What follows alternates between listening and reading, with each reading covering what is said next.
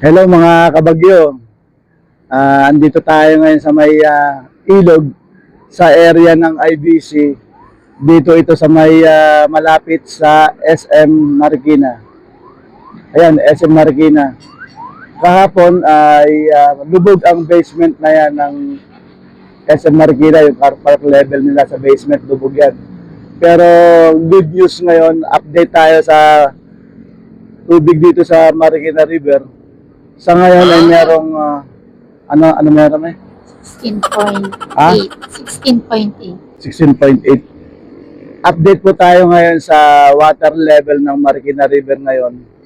Bali 16.8, good news po dahil hindi siya gaano umulan kagabi. Kaya medyo bumaba. Kung nakikita nyo, yung mga nakarang araw, yung dinadaanan ay ng mga sasakyan, nakadubog yun.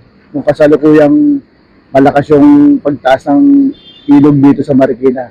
Pero good news, yung magdamag, konting ulan lang. Itong kalsada na yan, yung highway, Marcos Highway yan. Pag diniretso nito dito, yan, yung lugar na yan, papuntang Pasig River na yan. Talagang konti pa rin ng mga bumibiyahe sa sakyan siguro. Yung iba, wala pa rin pasok. Kaya good news. A few moments later. Ayun, meron mga basura nakaipit doon sa posting malaki na yon. At ito, pababa na rin yung tubig dito sa may basement ng SM Marikina. Pero ang dami, kung nakikita yung maraming nakapark na yan, kagabi pa yan. Kasi dito sa Marikina talaga, pag tumataas ng gusto yung tubig dito sa ilog, ang SM Marikina, nagpapapark sila ng libre magdamag. Kasi hindi na abutin niya kahit na anong nakasambagyo, hindi na abutin yung car park level nila na yan.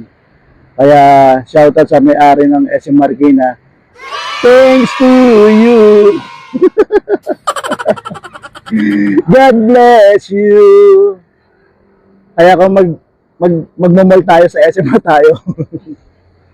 Ayan guys, ayan po muna ang update natin. Sa ngayon, kahit medyo hindi ganong maliwanag yung kalangitan natin. Sabagay yun, iba naman dyan, lalo sa parting malayo, mga fog na yan. Hindi na yan, ulap na ulan, mga fog na yan, pollution na yan. Ayan. So, ayan po ang update natin sa ngayon. Bali, babalik po tayo mamaya kung patuloy na magulan kung tataas ang Marikina River.